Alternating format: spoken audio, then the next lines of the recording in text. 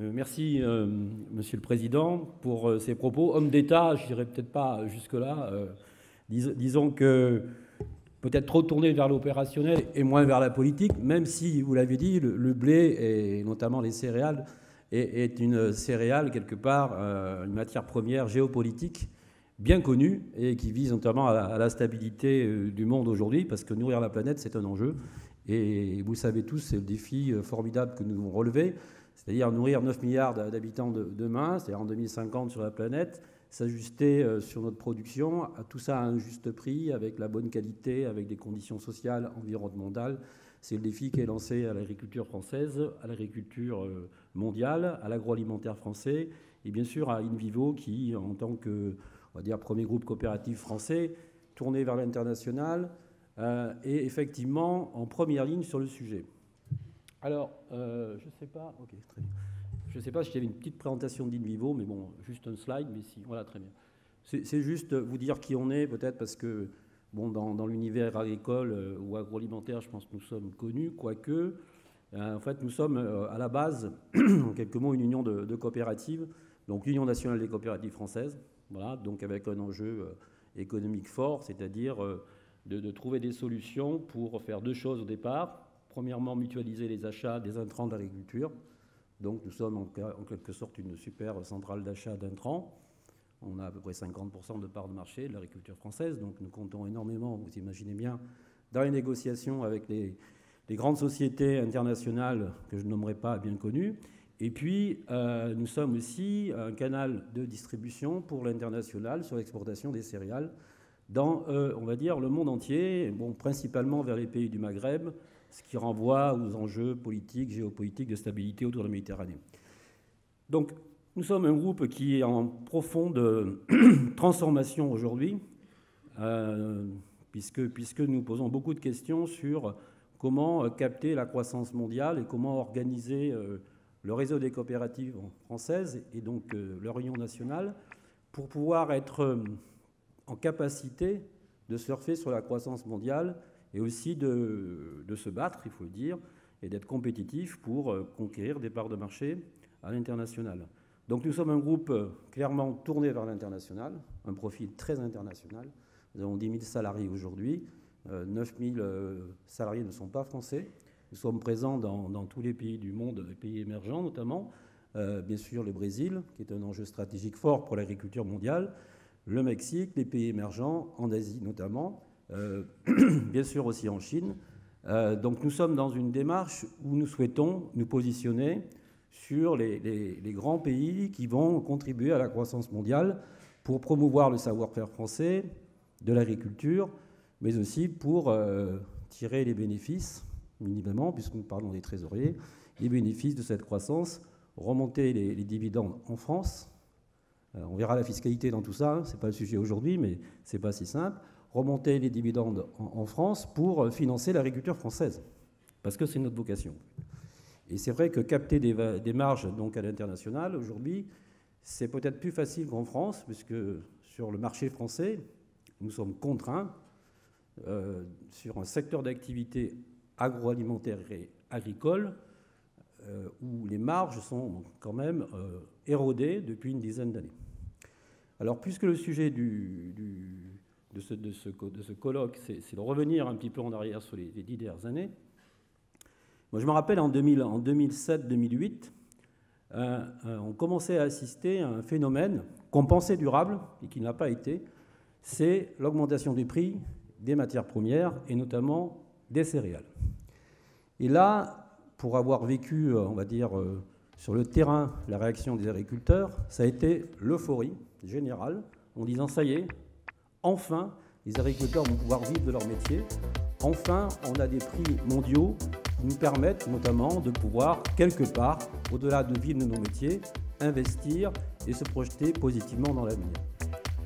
Ça a duré, on va dire, 3 ans, voilà. Et c'est vrai que quelque part, la compréhension et la lecture de cette montée des cours, en fait, bon, était plus ou moins, on va dire, interprétée différemment en fonction des différentes populations d'agriculteurs.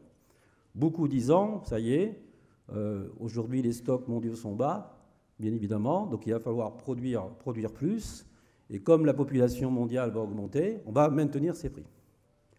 C'était peut-être oublié qu'en 2009, avec la crise financière, certains financiers avaient spéculé sur les matières premières pour justement prendre des positions et faire monter les cours, sachant que sur l'immobilier américain, ils ne voyaient pas beaucoup d'avenir. Et tout est parti des États-Unis. Et donc on en a bénéficié tous. C'était une bulle forte. On a bénéficié aussi positivement sur les prix agricoles. Et donc l'interprétation qui était de dire non, non, mais tout ça, durablement, les prix vont rester hauts, était bien évidemment fausse. Ça a duré 2 ans. Qu'est-ce qui s'est passé? La production, effectivement, a monté. La spéculation s'est éloignée progressivement des céréales. Et donc, on s'est retrouvé avec un marché, voilà, avec des prix qui sont durablement bas aujourd'hui. Donc, on est passé de l'euphorie à la déprime. Déprime des marchés aujourd'hui sur le prix des céréales, notamment. Et donc, par rapport à cette nouvelle situation, on se pose beaucoup de questions, de se dire quel est le bon prix aujourd'hui pour l'agriculteur sur ce type de métier. C'est le sujet des États généraux de l'alimentation aujourd'hui.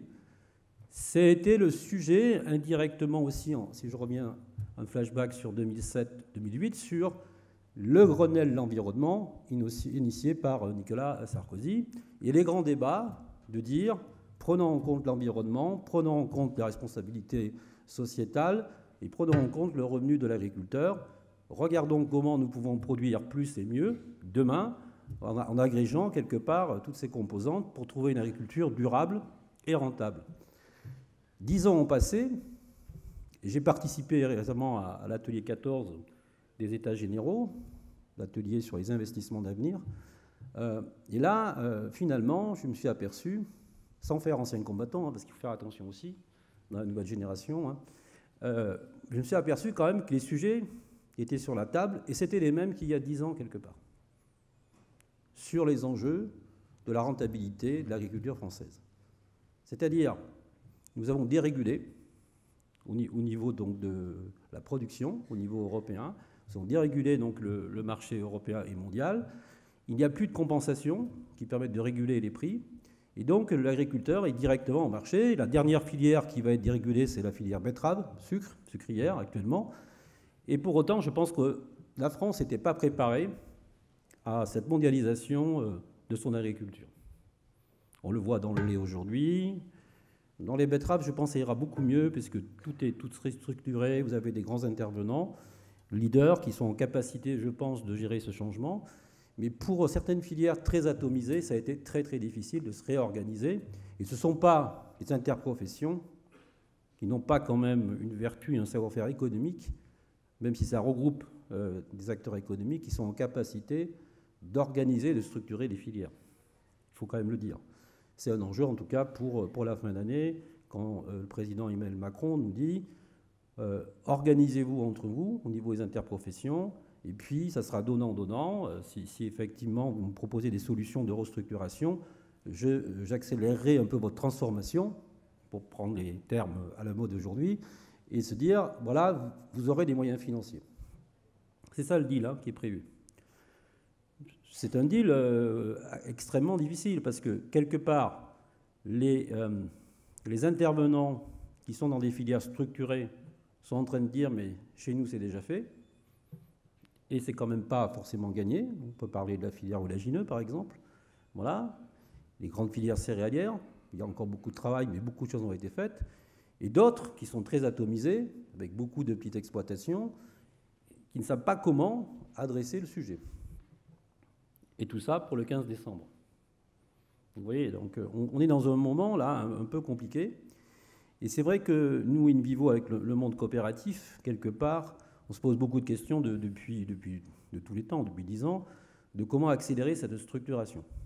Et quand on regarde quelque part le chemin parcouru du monde coopératif aujourd'hui dans l'agriculture, qu'est-ce qui s'est passé en 10 ans? Plusieurs crises, que vous connaissez, ça a été dit. Et à partir de là, des éléments structurants. Si vous regardez la taille des coopératives et l'évolution des plus grandes coopératives françaises depuis maintenant 10 ans, vous avez vu émerger des groupes coopératifs de taille conséquente. 4, 5 milliards d'euros, qui n'existaient pas il y a 10 ans. Qui n'existaient pas il y a 10 ans. Vous avez des coopératives qui ont multiplié par 4 donc leur chiffre d'affaires et leur activité en 10 ans. Pourquoi? Tout simplement parce qu'elles ont participé à cette structuration des filières. Structuration verticale en fonction des métiers et horizontale quand on parle de structuration des territoires, en lien avec des acteurs économiques. Qu'est-ce qui s'est passé? Comment ces coopératives ont doublé de taille? Tout simplement en se posant la question d'intégrer leur aval, de créer un pôle agroalimentaire pour maîtriser la chaîne de valeur globale de la fourche à la fourchette. Il y a plein d'exemples, vous regarderez, de coopératives qui sont parties dans cette direction-là. Alors ça a été, ce n'est pas un mot d'ordre, hein, ça a été fait au fil de l'eau quelque part avec une logique économique et du bon sens. Et ça a été fait dans une volonté d'apporter une réponse à la maîtrise de la rentabilité du producteur et de l'agriculteur.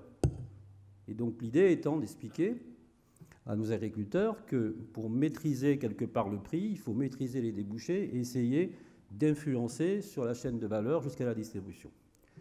Et donc on s'est aperçu, et ce n'est pas fini, que la concentration apportait ce cercle vertueux. C'est-à-dire que quand vous maîtrisez l'aval, vous avez des marques connues, vous êtes en capacité, en étant prudent, d'orienter la production de l'amont sur une vision moyen-long terme.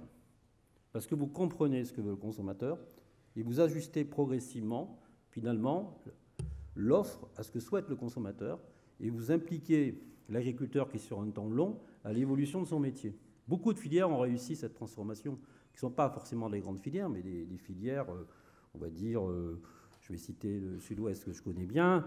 Quand je vois tous les produits de qualité au niveau du Sud-Ouest, c'était quelques exemples. Bien sûr, le foie gras qui s'est vraiment restructuré. Il y a bien sûr, il y a la grippe aviaire, mais au-delà de ça, il y a un élément, on va dire, conjoncturel, une vraie structuration d'une vraie filière qualitative. Quand je prends les poulets labels aujourd'hui dans le Sud-Ouest aussi, voilà, que ce soit dans les Landes ou dans le Périgord ou dans le Gers, vous avez aussi une production conséquente de volume de qualité en poulet label. Quand je vois l'évolution de la filière porcine, avec le modèle du Sud-Ouest basé sur une différenciation sur les JP, l'IGP, le label rouge, le jambon de Bayonne, tous ces produits à valeur ajoutée, ça fait que quelque part, on peut garantir à l'agriculteur un meilleur revenu. Et ça, c'est fait depuis 10 ans. Donc ça existe, on ne part pas de rien. C'est ça. Et donc les coopératives qui ont participé à cette structuration, de montée en gamme, d'organisation de l'offre, d'ajustement de l'offre et à la demande sur un temps long, ont progressé et ont vu leur taille multipliée par 2 ou par 3 ou par 4. Savez-vous aujourd'hui qu'au niveau du chiffre d'affaires du monde coopératif, je crois que c'est 85 milliards d'euros aujourd'hui, plus de la moitié, ce sont des filiales agroalimentaires. Savez-vous qu'une marque sur 3 connue appartient à une coopérative, est une filiale de coopérative? Ce n'était pas le cas il y a 10 ans. Il y a 10 ans, l'état d'esprit, c'est de dire, écoutez, faites bien votre métier sur l'agriculture, vous avez des clients qui sont des transformateurs, ce n'est pas votre sujet de vous occuper de l'agroalimentaire. Alors, bien sûr, il y a eu beaucoup de débats, mais on voit que finalement, le fait d'avoir investi dans l'agroalimentaire, ça a été structurant pour les coopératives qui se sont aujourd'hui, on va dire, développées rapidement. Et c'est comme ça que des grands groupes ont émergé. Je peux citer un groupe normand qui s'appelle Agrial, avec des marques comme dans la salade comme Florette, pour montrer un exemple. Une entreprise qui, il y a 10 ans, faisait chiffre d'affaires 1 milliard, 1,5 milliard, qui fait 5 milliards aujourd'hui.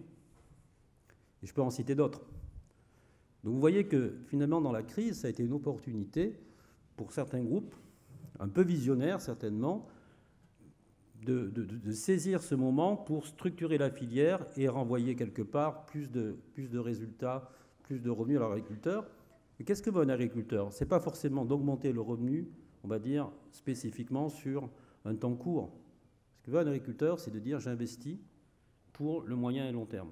Donc j'ai besoin d'un metteur en marché qui me garantit des contrats pluriannuels qui me permettent quelque part de m'endetter auprès de mes banquiers pour financer mon exploitation. Et donc, il faut aller vers cette direction-là. Et donc, In Vivo, avec d'autres groupes coopératifs, on est mobilisés pour continuer cette histoire, d'accélérer maintenant cette histoire. Et donc, le groupe In Vivo, en tant qu'union nationale, quelque part, porte ce message avec d'autres, bien sûr, en tout cas, pour expliquer aux États généraux de l'alimentation, au ministère de l'Agriculture, que beaucoup de choses ont déjà été réalisées, qu'on ne part pas de zéro, qu'on n'a pas attendu changement politique pour avancer, et qu'on avancera après les changements politiques. On est sur un temps long, quelque part, et qu'on est bien orienté sur comment rendre plus compétitif la filière française pour gagner des parts de marché à l'exportation. Nous le sommes. Alors, ayant dit ça, il y a des nouveaux enjeux que vous connaissez tous, qu'il faut adresser aujourd'hui. C'est que la consommation, en 10 ans, a évolué. C'est-à-dire que le consommateur a changé et on n'est plus sur potentiellement une consommation de masse, quelque part, qu'avec des grandes marques internationales. On va vers une fragmentation claire de la demande. Et donc les grandes marques internationales aussi sont challengées effectivement, et c'est plutôt une bonne nouvelle, l'opportunité de certaines start-up qui arrivent avec des belles idées et qui arrivent avec des nouveaux produits, qui surfent sur les nouvelles tendances de consommation et qui challengent beaucoup ces groupes. Donc c'est un peu paradoxal ce que je vous dis, c'est que d'un côté il faut qu'on soit en capacité de continuer la structuration des filières pour être compétitif et de peser économiquement, de créer des rapports de force. Et de l'autre côté, il faut qu'on soit aussi agile pour saisir ces nouvelles tendances de consommation liées à l'arrivée d'Internet, bien évidemment, et la montée en puissance d'Internet, liées à la digitalisation des différents métiers. Bien évidemment, en agriculture, on est impacté aussi. Mais il faut le voir comme une opportunité et il ne faut pas se mettre dans une position de retrait, bien évidemment, pour progresser.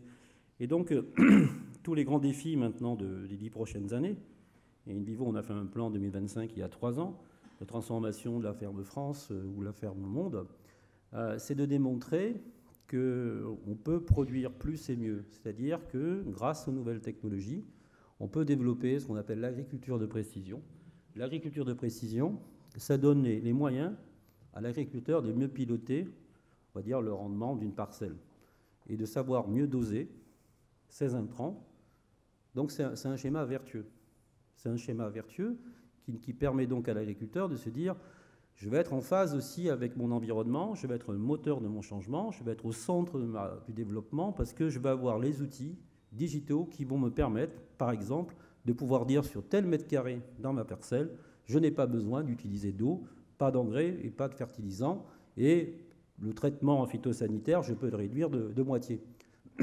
Et j'aurai mon revenu garanti sur ce mètre carré, et en même temps, je pourrais donc communiquer sur ma volonté de prendre en compte l'environnement et la demande de la société.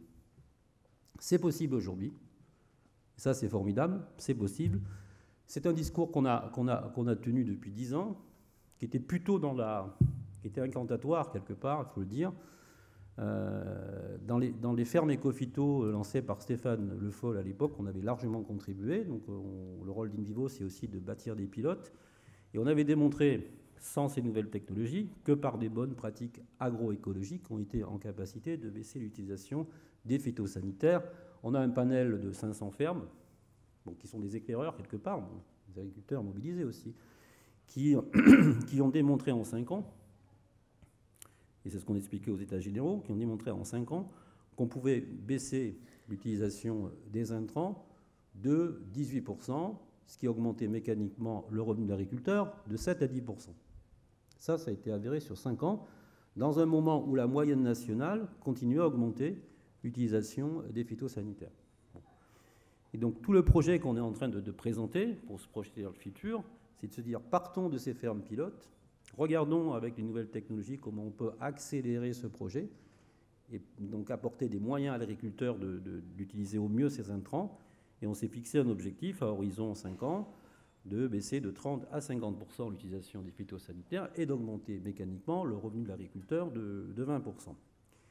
Alors c'est possible, donc pour ce faire on a créé un panel plus large, on appelle ça les 1000 fermes numériques, voilà, qu'on va positionner dans les investissements d'avenir, les fameux 5 milliards, on verra bien si on les a, hein, ça c'est encore une autre histoire.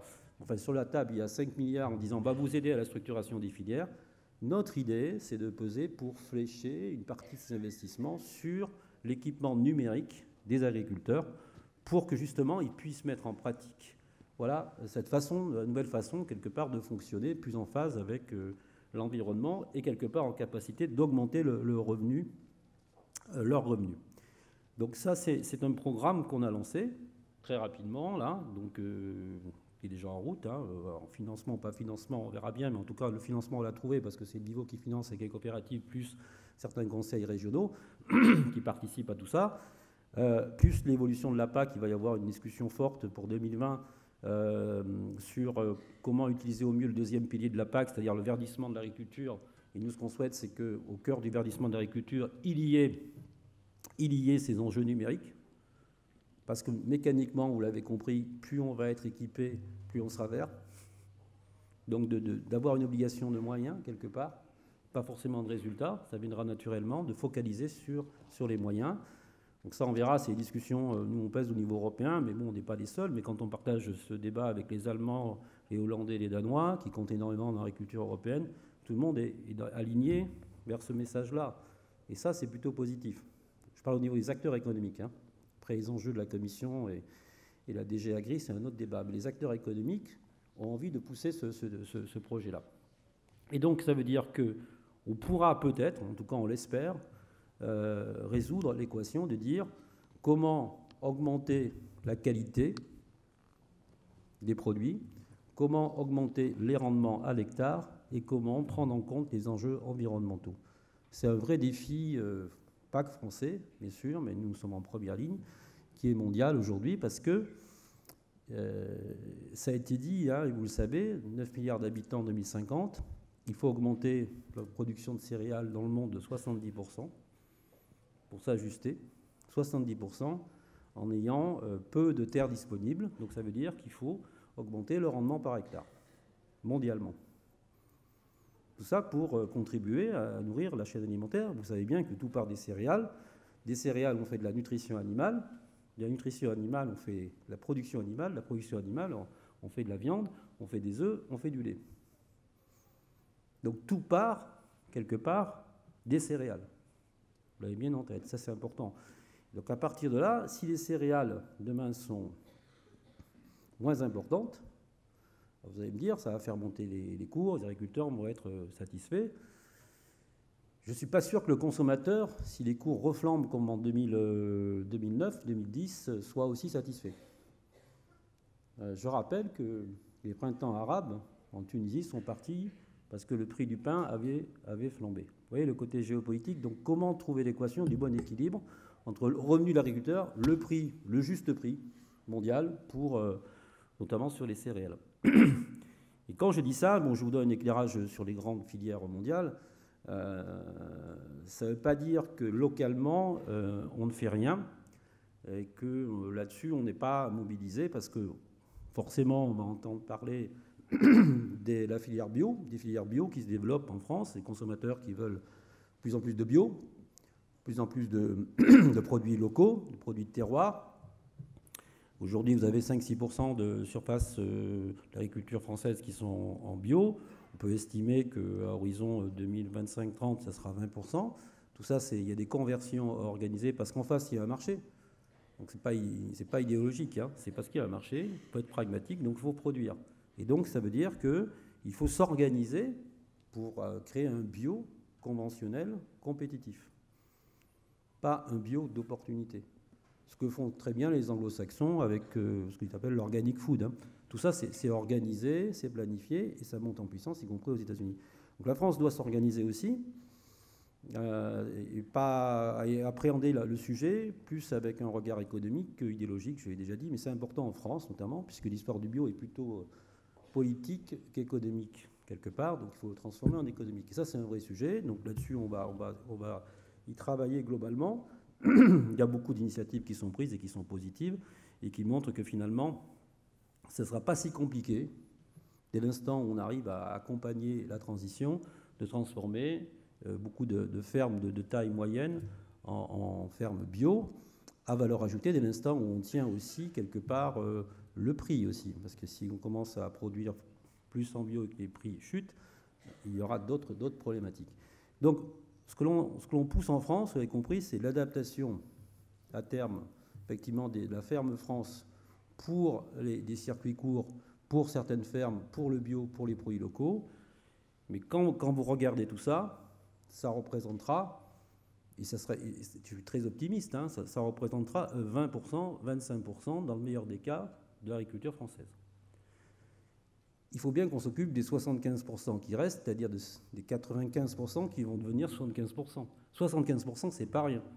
Ça veut dire qu'il faut qu'on soit bien clair que la structuration des filières agricoles en France est nécessaire et que la compétitivité de ces filières est un vrai sujet, notamment quand on raisonne au niveau européen et qu'on se compare aux Allemands, aux Hollandais et aux Danois, qui sont dans la même Europe. Et donc, le message que l'on porte, c'est de se dire, au niveau donc des États généraux, enfin, notre message in vivo, on n'est pas nombreux vraiment à porter ce message, parce qu'on ne parle pas beaucoup d'Europe dans ces États généraux, c'est de se dire, oui, pour la structuration des filières, travaillons à condition qu'on ait une vision européenne, à condition qu'on fasse un benchmark des filières allemandes, des filières danoises, des filières irlandaises, sur les grands enjeux de l'agriculture. Et qu'on regarde quels sont les écarts, quels sont les modèles économiques, et quels projets structurants on peut développer. Et là c'est un vrai sujet, et c'est une bataille à mener en France, parce que quand on parle d'agriculture, en France, souvent, on ne parle que de la logique française. Oui, je l'ai dit, hein, on apporte des réponses, le bio, tout ça, il y a des solutions, mais nous sommes sur une économie puissante, hein, qui compte énormément dans l'économie française. En nombre d'emplois, je rappelle que le secteur agricole et agroalimentaire, c'est le premier secteur français. Donc on ne peut pas désarmer sur notre agriculture. On a déjà désarmé sur notre industrie. On ne va pas désarmer sur notre agriculture. Je rappelle qu'on disait à l'époque que l'agriculture, c'était le pétrole vert de la France. Mais ça remonte à plus longtemps qu'il y a 10 ans. Mais je crois qu'il faut garder ça en tête. C'est notre pétrole pour relancer notre moteur économique, notamment, et l'emploi en France sur les territoires. C'est là où vous avez le plus d'emplois. Donc nous, on est vraiment mobilisés pour porter ce message et trouver des solutions, on va dire, innovantes. Hein. Vous avez vu, on n'est pas dans une position de syndicat, hein, aujourd'hui. On est dans une position d'ouverture, en disant, parlons économie, regardons le monde tel qu'il est, et voilà, proposons des solutions économiquement viables sur le long terme. Sur le long terme. La transition écologique, transition énergétique, l'agriculture doit être en plein dans ce sujet-là. Les économies circulaires, la valorisation des coproduits, le lien avec le territoire, ça ce sont des enjeux qu'il faut financer, qu'il faut adresser et qui s'adressent directement à l'agriculture. Le programme des méthaniseurs, les panneaux solaires, fermes photovoltaïques, tout ça, ce sont des vrais sujets. Je sais que c'est un enjeu important pour le gouvernement et là-dessus, on doit s'inscrire parfaitement dans cette tendance pour développer ce type d'activité. Et donc, beaucoup d'initiatives ont déjà été prises. Il faut confirmer que sur des contrats de long terme, on puisse engager les agriculteurs à investir dans ces énergies renouvelables. Et c'est possible aujourd'hui. Ce qui nous manque encore, c'est cette visibilité. Puisqu'on reparle un peu du passé, il y a eu un grand boom aussi sur les panneaux photovoltaïques en France. Et c'était, à l'époque, des conditions quand même assez extraordinaires. C'est-à-dire quand vous étiez un agriculteur, que vous vouliez refaire vos bâtiments d'élevage, vous mettiez des panneaux photovoltaïques sur le toit des bâtiments, et en moins de 3 ans, vous payez votre bâtiment, vu le prix de reprise de l'électricité. C'était des contrats qu'on nous avait signés à l'époque. On se demandait si ce n'était pas trompé. Non mais, je vous promets. Hein. Et donc, non, finalement, ils ne s'étaient pas trompés. Donc, on a fait signer beaucoup de contrats qui sont toujours en cours, hein, aujourd'hui, à ces conditions-là, bien évidemment. Donc, les agriculteurs qui ont signé ces contrats-là à l'époque, ils sont plutôt contents, hein, quelque part. Sauf que, comme toujours en France, on s'est aperçu au bout de 3 ans qu'on s'était trompé, que le prix de reprise d'électricité était trop élevé, que, en fait, les panneaux solaires venaient de Chine et on pouvait pas, la filière française n'était pas compétitive, etc., etc. Donc, on a dit, on va revoir la convention. Et donc, on a changé la donne. On a baissé le prix de l'électricité. On a voulu imposer, c'était Ségolène Royal à l'époque, des panneaux solaires français, avec Montebourg, français, sauf qu'il y avait des écarts de compétitivité très, très importants. Donc, cette filière s'est mise à l'arrêt. Et nous sommes toujours à l'arrêt.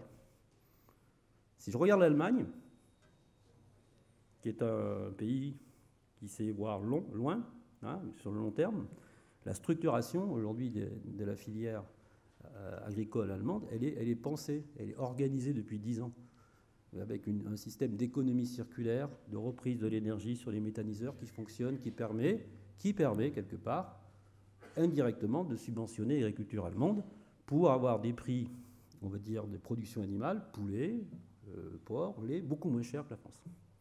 Ça a été pensé, ça, depuis 10 ans. Donc, on doit se mettre dans cette position-là, en France, se projeter et s'organiser pour penser sur 10 ans, qui est un temps court pour l'agriculture, quelque part, qui est du court terme. Il faut savoir qu'on est sur un temps long d'agriculture, mais sur 10 ans, vous pouvez transformer effectivement une agriculture. Les Allemands l'ont fait. Les Chinois, ça a été dit, vous avez parlé de Syngenta, racheté par ChemChina. Qu'est-ce qui va se passer en Chine? En Chine, il y a un plan agricole, le plan Marshall agricole chinois, parce que les Chinois ont dit, voilà, on a une petite agriculture avec des petites fermes un peu partout, et qu'est-ce qu'on fait aujourd'hui? On n'est pas compétitif. Le prix du maïs en Chine est beaucoup plus cher que le prix mondial, il est subventionné. Et de l'autre côté, on importe des produits du Brésil, etc. Et là, ils se sont dit, bon, ce système, il est quand même pas, c'est pas un système d'avenir, donc essayons d'organiser notre agriculture pour qu'elle soit plus compétitive. Et vous voyez les menaces qui arrivent à 5-10 ans. C'est-à-dire, organisons à la chinoise, donc c'est assez directif, hein, des fermes d'une taille importante, une taille critique. Alors là, ils ne sont pas sur la question de la ferme des 1000 vaches, des 500 vaches. Eux, ils font la ferme en disant c'est quoi. Donc de remembrer effectivement et de réunifier ces petites parcelles, là où c'est stratégique, et d'apporter toute la technologie pour augmenter le rendement. Et la technologie, comme ils n'avaient pas, ils ont été rachetés Syngenta pour avoir les semences, pour avoir les phytosanitaires et pour maîtriser le projet. Et c'est pas fini.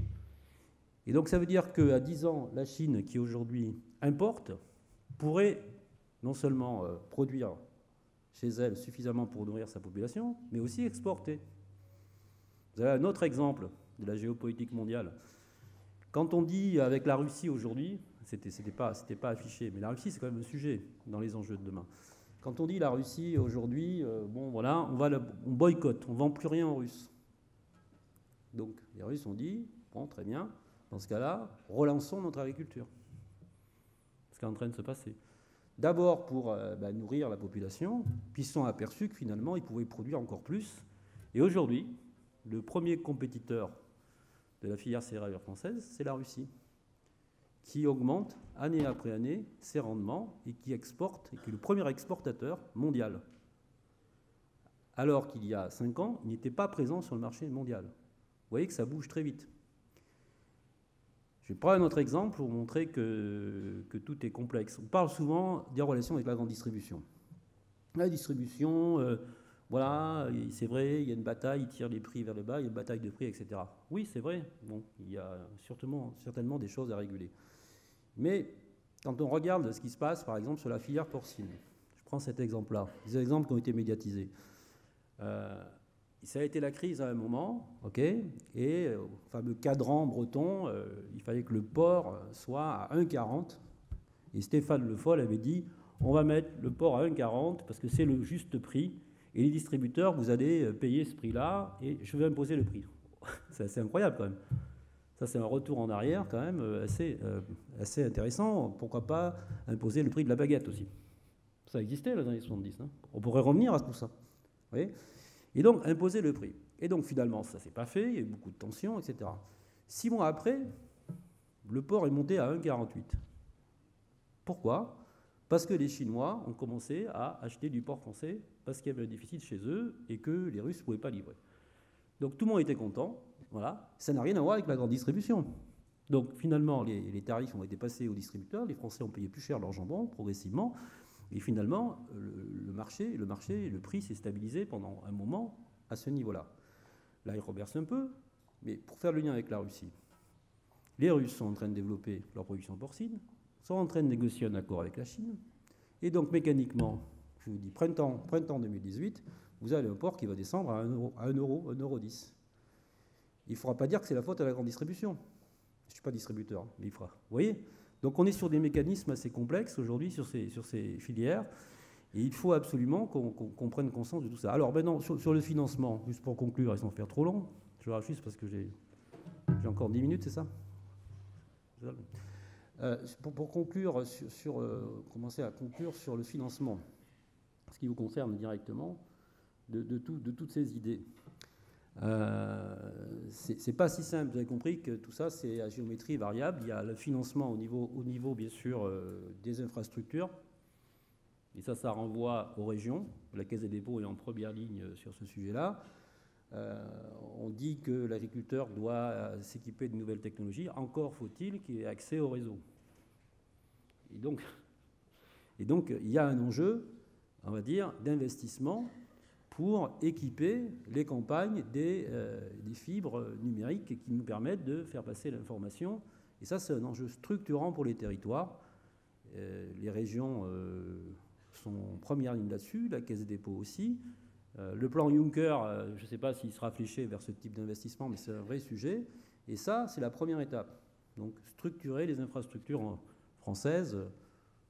Pour l'anecdote, pour avoir vécu dans les Landes un certain temps, un jour, je reçois un coup de fil. J'étais au fin fond de la Chine, voilà, de l'école d'un de mes enfants qui était malade et qui me dit voilà, monsieur Mondinier, si vous pouvez chercher votre enfant, il est malade, etc. Je dis je peux pas, je suis au fin fond de la Chine et ça semblerait comme vraiment très bien. Je dis vous pouvez pas appeler sa maman non, ça répond pas. Je dis pourtant, elle est en France. Elle était à 10 km dans un secteur où ça passait pas. C'est du vécu, hein. Donc vous avez des zones blanches assez incroyables encore en France. On l'oublie, on est à Paris, tout ça, très bien. Mais dans certaines zones, ça passe pas, quoi. Alors après, on dit il faut s'équiper en technologie. Oui, d'accord, à condition de construire les infrastructures. Mais je crois que tout le monde en a conscience, mais c'est le premier levier. Construire les infrastructures. Ensuite, participer à la conversion de certaines fermes en produits locaux ou en produits bio. Donc des fermes plutôt de taille, on va dire, petites, qui ne sont pas en capacité forcément d'être compétitives sur des grandes cultures. Ensuite, fixer des contrats pluriannuels, je l'ai dit, pour stabiliser la production de ces petites exploitations et les rassurer dans la durée. Donc ça renvoie aussi à des garanties de la PAC et puis des régions pour stabiliser ces revenus. Et sur les grandes cultures, bon, vous l'avez compris, se donner tous les moyens pour être compétitif et produire plus et mieux demain et repartir au combat pour repartir à la conquête des parts de marché perdues, voilà, notamment en céréales, parce qu'on ne peut pas désarmer sur ce métier historique. Sur les coopératives et sur les financements, j'ai parlé tout à l'heure des grands groupes coopératifs qui sont structurés. Donc c'est le cas d'Invivo. Hein. Donc juste peut-être pour finir sur ce point-là, et sur les outils de financement. Pour les coopératives, pour financer cette croissance, il faut vraiment innover, en tout cas s'adapter, nous, à la finance. Je rappelle que l'histoire, c'est des parts sociales dans un capital, et c'est des banquiers coopératifs qui ne financent pas la dette, soit le BFR, soit les investissements nécessaires pour que la coopérative de base fonctionne. On part de là. Vous avez compris que beaucoup de coopératives ont commencé à aller vers des investissements, des enjeux plus importants, en investissant dans l'agroalimentaire ou à l'international, notamment en prenant des positions au Brésil et dans les pays émergents. Donc là, on se retrouve confronté à la vraie vie internationale des grands groupes que vous connaissez bien. Et donc, il faut qu'on soit en capacité d'utiliser les mêmes outils. Donc, le premier outil qui a été largement diffusé, c'est la filialisation des métiers. Donc, de créer des holdings, des plateformes, quelque part, où on valorise nos actifs pour avoir des effets leviers pour financer notre croissance, notamment soit par la dette, soit par une valorisation et l'entrée au capital d'actionnaires financiers minoritaires. C'est ce que nous avons fait au niveau d'Invivo. D'autres groupes coopératifs ont suivi. C'est plus du tout incompatible de faire le lien entre, en amont, une coopérative avec son statut coopératif, qui peut être un actionnaire d'une filiale à côté d'autres investisseurs. La peur, avant, c'était quoi? C'était de dire, oui, mais si on fait ça, naturellement, dans les prix de transfert, entre l'amont et l'aval, vous allez pouvoir jouer là-dessus. Et donc, finalement, comme l'agriculteur est le patron, s'il veut récupérer plus de ristournes, vous allez devoir en donner plus. Donc, vous ne garantissez pas le revenu de votre filiale. On part de là. Hein. Et donc ça, il faut éduquer, y compris les agriculteurs, sur le processus. C'est-à-dire d'expliquer qu'il y a des prix de marché amont, des prix de marché aval, et ce n'est pas parce qu'on est patron d'une filiale qu'on doit tout pousser en disant « bonne nouvelle, je prends la marge de la filiale ». Donc tout ça, c'est une éducation, je pense, qui est largement aujourd'hui diffusée au niveau des grands groupes coopératifs, et ce risque-là n'existe plus. Il n'y a plus de débat comme ça. Et c'est aussi, quand vous êtes sur le marché aval, la capacité à se sourcer avec d'autres fournisseurs que vos adhérents. Donc d'ouvrir le jeu pour se dire, je peux m'arbitrer sur le prix de marché pour faire jouer le prix de marché et garantir quelque part que ma filiale est en capacité, comme une filiale, on va dire, classique, d'adresser le marché, de saisir les opportunités à l'achat, avec des arbitrages peut-être, mais d'ouvrir le jeu en disant, attention, si vous avez effectivement la possibilité d'acheter moins cher ailleurs et qu'il y a un marché à adresser parce que ce n'est pas des produits d'origine France, il faut le faire, faire tourner votre site industriel. Politiquement, on ne peut pas dire que vous n'avez pas le droit. Vous voyez ? Donc, je dis ça parce qu'en fait, c'est pour bien expliquer aux financiers là, qui sont dans la salle, au-delà des trésoriers et des entreprises, et aux banquiers, que quelque part, la révolution culturelle, elle se fait aujourd'hui dans le monde coopératif assez naturellement. Je rappelle qu'une des grandes banques françaises est une banque coopérative. Bien connue. Donc, quelque part, l'articulation, la compréhension, elle fonctionne aujourd'hui hein, entre ces financiers-là. Donc, on est en train de travailler maintenant avec des schémas hybrides, on va dire. On va créer l'hybridation du modèle économique coopératif. Hybride, c'est un mot, l'hybridation, un mot qui nous est cher. Hein, mais l'hybridation financière, c'est assez intéressant. C'est de dire on va pouvoir ouvrir le jeu à des partenaires financiers dès l'instant où ces partenaires financiers réfléchissent sur un temps pour eux long, pour l'agriculture court, c'est-à-dire 5-7 ans. C'est-à-dire de réfléchir à des leviers avec des actionnaires minoritaires, nous on fait chez Envivo, sur 5-7 ans, avec cette capacité aussi après de garantir une liquidité dans les conditions que vous pourrez imaginer. Ce qui pose effectivement la question de dire est-ce qu'on est capable d'introduire, pour garantir la liquidité, notre filiale en bourse? La réponse, oui. Vous avez un exemple clair, c'est Villemorin et Limagrain. Vous connaissez, donc Villemorin a été coté en bourse. Vous avez Tereos aussi, qui est coté au Brésil, même s'il y a de difficultés avec la bourse, vous savez bien. Mais tout ça pour vous dire que nous sommes dans ce mouvement-là et que les grands groupes coopératifs de taille 3, 4, 5 milliards et demain 10 milliards, et c'est vrai aussi en Allemagne avec BayWa, Agravis ou aux États-Unis, sont en train de se transformer pour justement trouver les leviers financiers pour financer leur croissance. Parce que nous ne pouvons pas, si nous n'ouvrons pas le jeu, financer tous ces projets-là. On peut le faire en partie, mais pas suffisamment. Et pour adresser la compétition mondiale, il faut être vraiment très, comment dire, aligné sur un projet stratégique de long terme, avec des plans de développement clairement identifiés, où on va réfléchir à travailler la valeur ajoutée des entreprises, à s'orienter sur les métiers d'avenir, à monter en gamme, à créer des marques B2B, B2C, à s'adresser à la croissance mondiale et pas qu'au marché français. Et ça, sont des leviers formidables, quelque part, qui intéressent beaucoup de financiers. Voilà. Donc il faut vous dire que le monde coopératif français est en train de se transformer de plus en plus pour pouvoir porter ce message-là. Et ça veut dire qu'au niveau des trésoriers, dans les équipes, c'est important, et c'est le nerf de la guerre pour nous aujourd'hui, de comprendre cette transformation et de nous apporter un savoir-faire, des idées, pour nous aider à nous développer avec les bons outils financiers. Le monde est complexe, ça a été dit. Voilà. Donc on a besoin d'expertise, d'expérience forte dans les groupes coopératifs pour avoir une vision de la trésorerie, du financement plus globale. Et donc tout l'enjeu de beaucoup de coopératives, c'est de monter en compétences pour accompagner au niveau de la trésorerie, de la finance, cette transformation du modèle économique et rassurer quelque part, avec ces effets leviers, les coopérateurs de base qui seront dans leur coopérative un actionnaire dans un tour de table de leur filiale et qui toucheront des dividendes et plus des ristournes. sur ce type de métier. Donc ça veut dire qu'on va créer, on va panacher avec certains métiers où, de base, on renverra des ristournes traditionnels, métier d'amont, métier d'aval, c'est une position d'actionnaire qui est au conseil d'administration et qui demande des comptes, des dividendes, pas des dividendes.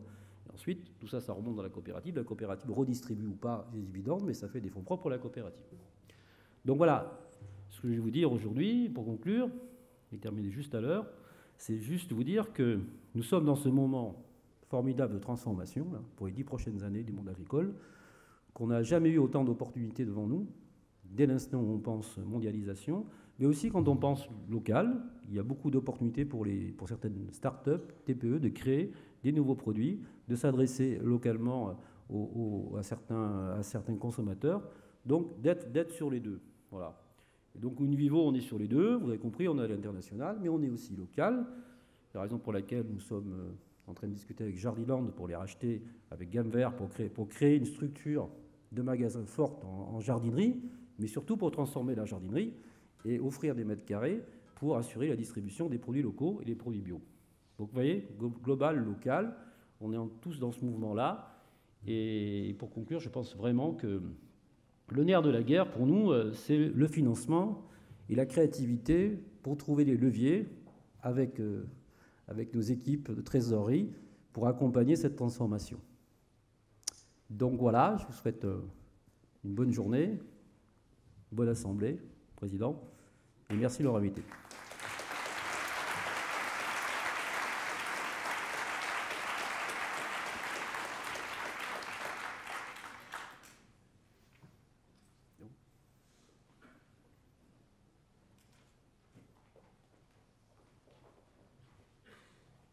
Peut-être s'autoriser une question, M. Blandinière, ou deux, pas beaucoup plus, parce que comme vous l'avez dit, on est très, très juste en temps. Y a-t-il une ou deux questions rentrées dans la salle qui mériteraient d'être posées avant de passer à notre session suivante?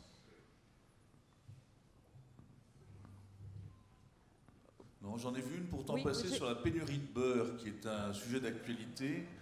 Et on voulait savoir d'où ça vient. Donc, si vous pouvez nous rassurer en deux mots sur la pénurie de beurre. Là, vous voyez ce que c'est créer un rapport de force avec la grande distribution.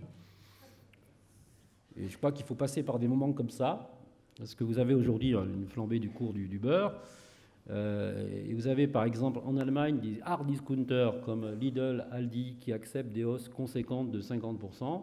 Et en France, c'est tout juste si on fait cadeau de 6% en disant bien heureux encore qu'on prenne 6%, et ça c'est juste plus possible. Ben, ça veut dire que bon, voilà, les acteurs économiques, ils orientent leur production et leur vente là où les tarifs sont passés. Et ils font de la rétention si le tarif n'est pas passé. Voilà. Mais vous inquiétez pas, il y a ce qu'il faut. Hein, au niveau matières premières, là-dessus, c'est pas le sujet. Et il y a une deuxième question qui était sur notre application Evenium qui concerne les protections sur les cours des matières premières. Utilisez-vous et que pensez-vous du développement de ces marchés de couverture finalement des risques de prix sur les matières premières agricoles qui sont celles qui vous occupent le plus? Ouais. Là, vous touchez à un point sensible, le trading de céréales, ce qui est un vrai enjeu pour nous, qui est extrêmement difficile aujourd'hui. D'abord, on est sur un moment, je l'ai dit, effectivement, où les matières premières sont pas chères et il n'y a pas de volatilité. Donc la question est moins évidente aujourd'hui, moins d'actualité. Et même au contraire, on n'a pas d'opportunité de trading, justement, pour utiliser cette volatilité nécessaire à essayer d'avoir une économie de trading rentable. Donc ça, c'est plus difficile. Ce qui en renvoie aussi à la restructuration, aujourd'hui, mondialement, des sociétés de trading. Quand vous prenez les ABCD, ADM, Benj, Dreyfus, Cargill, Cofco, qui a racheté Nidera il n'y a pas longtemps, elles sont toutes en train de restructurer leur bureau de trading et de se dire, c'est plus le moment de faire du trading, on réduit la valeur et on attend. On attend quoi? On attend qu'il y ait de la volatilité pour revenir. En attendant, on fait autre chose. C'est pratiquement du chômage technique pour moi aujourd'hui. Après, quand ça revient, la volatilité, l'enjeu, effectivement, c'est les couvertures, c'est tout ce métier-là. Alors nous, on avait un outil financier au niveau d'Invivo qui s'appelait Sigmater, mais on a fait le constat qu'on était trop petit. Et donc, on a trouvé un accord avec KCIS, je dis, pour nous aider à piloter tout ça. Voilà, donc notre métier à nous, c'est effectivement c'est se couvrir, mais ce n'est pas d'internaliser ce métier. C'est de trouver des partenaires qui nous aident à nous couvrir au mieux possible en tout cas, quand la volatilité des marchés reviendront. Vous avez épuisé les questions que vous aviez éventuellement dans la salle. Il me reste à vous remercier beaucoup. Merci beaucoup.